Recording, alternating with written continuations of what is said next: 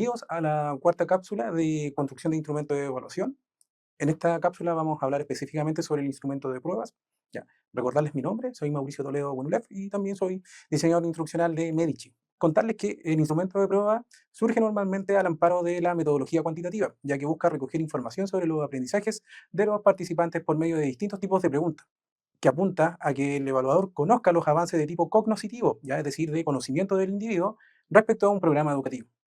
Para efectos prácticos, nos enfocaremos en las preguntas de desarrollo, normalmente asociadas a la respuesta, de respuesta breve o de respuesta extensa, también conocida como ensayo, y también en las preguntas de selección. Pero antes, desarrollaremos un poco sobre los pasos previos a la construcción de un instrumento de estas características. El primer paso, previo a la construcción de una prueba y en realidad de cualquier evaluación de aprendizaje, es definir qué se va a evaluar. Para nuestro caso, eso se señala en el programa de estudio, junto también con al momento en el que se debe aplicar el instrumento de evaluación.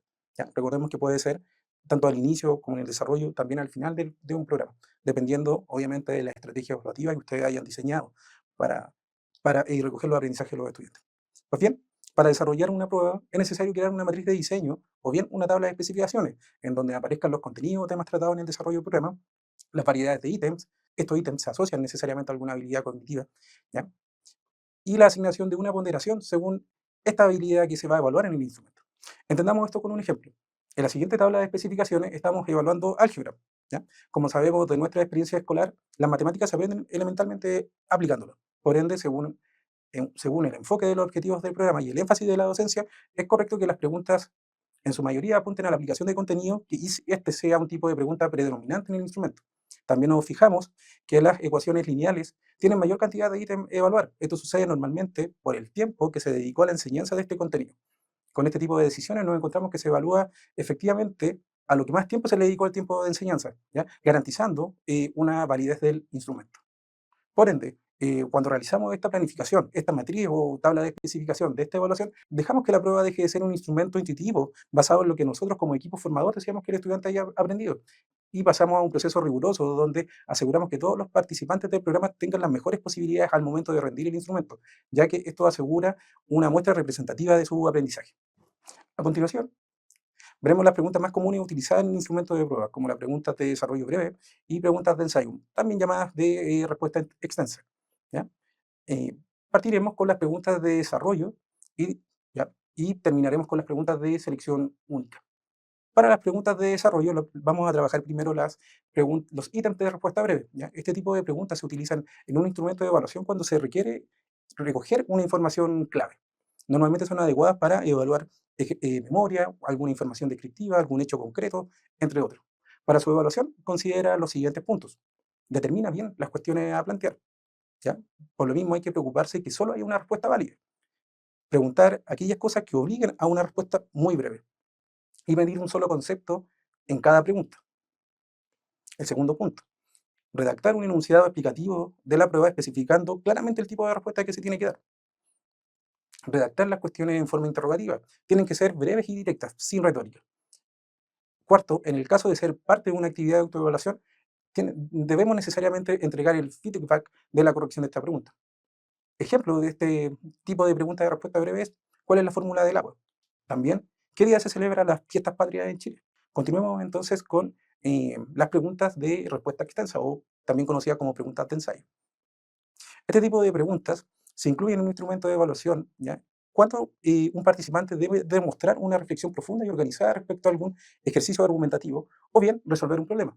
Se utiliza principalmente para recoger información en la cual el participante analiza, sintetiza información respecto a lo indicado en el enunciado de la pregunta. La construcción de este tipo de preguntas representa todo un desafío para un evaluador, ya que siempre es compleja su implementación en un instrumento. Esto porque este tipo de preguntas debe presentar las siguientes características. Primero, ser clara y específica. No debe entenderse como ambigua, ya que esto debe entenderse exactamente al desempeño que se espera del participante. Delimitar el alcance. No se busca que con este tipo de preguntas la respuesta se vuelva inalcanzable de responder por parte de ellos. Integrar, como tercer punto, aspectos de las preguntas que serán valorados por parte del evaluador, ¿ya? Esto ayuda a delimitar aún más el esfuerzo del participante. Vamos con un ejemplo de la pregunta. A partir de los datos presentados en un gráfico, gráfico 1 para el caso de esta pregunta, y el texto adjunto sobre las políticas económicas posguerra, analiza los principales desafíos socioeconómicos que enfrentó la Europa occidental entre 1945 y 1960. En su respuesta, asegúrese de identificar al menos dos problemas económicos y un problema social, y evalúe críticamente las medidas implementadas para resolverlas, justificando su análisis con datos específicos de los recursos proporcionados. Hagamos un análisis del ejemplo. Esta pregunta de respuesta extensa es efectiva porque cumple cada una de las reglas de construcción. Punto 1. Define un objetivo.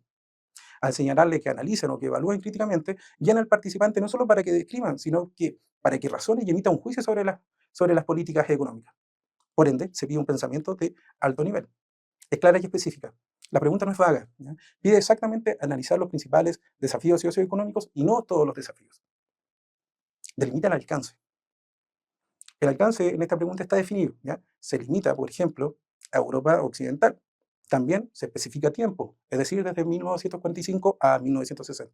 También se especifica la cantidad de problemas a identificar, al menos dos problemas económicos y un problema social. También incluimos una suerte de criterio de calificación en la pregunta. La pregunta indica lo que se va a valorar en la respuesta. ¿Ya? Es decir, el estudiante debe identificar problemas, evaluar críticamente, también justificar su análisis con los datos presentes, con el gráfico y con un texto entregado. Esto sirve como una guía para la redacción y también como una herramienta de calificación para nosotros que evaluamos. Utiliza un contexto. No es una pregunta de tipo teórica. El estudiante debe basar su respuesta en un gráfico y en un texto, como lo hemos dicho con anterioridad, lo que exige aplicar su conocimiento en un contexto real y evitar una memorización superficial. Muy importante también, este tipo de preguntas evita la respuesta dicotómica. ¿Ya? Es decir, que esta pregunta no se puede responder con un sí o un no. Requiere un desarrollo completo, argumentado, lo que fomenta el pensamiento crítico y también la capacidad de reacción del participante en nuestro programa. Preguntas de selección. En este tipo de preguntas, el participante debe escoger su respuesta entre un conjunto de proposiciones relacionadas estas a un enunciado. Existen de varios tipos, pero su presentación más común son las de opción múltiple, las de doble alternativa y las preguntas de pareamiento. A efectos de esta cápsula, vamos a revisar únicamente las de opción múltiple, que son las más utilizadas en contextos de formación para el trabajo. Este tipo de preguntas normalmente se constituyen de dos partes, ¿ya? Como lo hemos dicho con anterioridad. Un enunciado, este plantea el problema a resolver de manera afirmativa o interrogativa. Y dos, un conjunto de opciones, ¿ya? Normalmente son tres o más opciones de respuesta, entre las cuales se encuentra una que responde directamente al enunciado, ¿ya? Esta última se llama clave y las otras opciones se denominan distractores. Reglas de construcción para las preguntas de opción múltiple. Primero que nada, aseguremos que el problema se encuentre claramente formulado en el enunciado, entregando información que permita que la redacción de las alternativas se presente en la forma más acotada y enfocada en lo que solicita el anuncio. Segundo, el contenido de las alternativas debe ser tan homogéneo como sea posible. Si vemos el ejemplo propuesto con anterioridad, visualizamos que al tener una información similar, obligamos al participante a leer las alternativas y no descartar alguna por contar con menos información. 3. Las formas negativas utilizadas en las alternativas deben utilizarse con mucho cuidado, ya que normalmente confunden a los participantes, ¿ya? Si no puede evitar su uso, podemos destacarlas con comillas, subrayados, mayúsculas, este tipo de alternativas. 4. Los distractores deben ser redactados de forma llamativa y que puedan ser escogidos de todas formas por el participante. Siempre debemos tener en mente que la idea de este tipo de preguntas es que el participante reflexione sobre cada una de las alternativas y luego descartarlas según la habilidad cognitiva que estemos intencionando con la pregunta. 5. En algunas preguntas, cuando se consulte, por ejemplo, sobre la alternativa más correcta, se debe necesariamente especificar los criterios de comparación en el enunciado. Si esto no se hace, se cae en el riesgo de que el participante que sabe la respuesta correcta se equivoque. 6. Evitar el uso de alternativas que determinen la elección de una alternativa. Palabras tales como todas las anteriores, jamás o usualmente, cuando se incluyen, quita la posibilidad a un participante de reflexionar y utilizar el instrumento evaluativo como una instancia formativa. Para finalizar, la construcción rigurosa de aprendizaje en contextos de formación para el trabajo, ya sea mediante preguntas de desarrollo o de selección, constituye un componente esencial en los programas educativos de este tipo. Al definir con precisión que se evaluará Estructurar una tabla de especificaciones coherente con los objetivos del programa y diseñar ítems que midan habilidades cognitivas relevantes, se garantiza que la evaluación represente fielmente los aprendizajes que el participante necesita para desempeñarse en contextos laborales reales. Este enfoque no solo fortalece la validez del instrumento, sino que también promueve una experiencia formativa más transparente, equitativa y orientada al desarrollo de competencias, ya que los participantes de nuestros programas no solo demuestran conocimientos, sino que también ejercitan habilidades de análisis, de resolución de problemas y también de tomas de decisiones. Estas herramientas son fundamentales para su inserción y también para su proyección en el mundo del trabajo.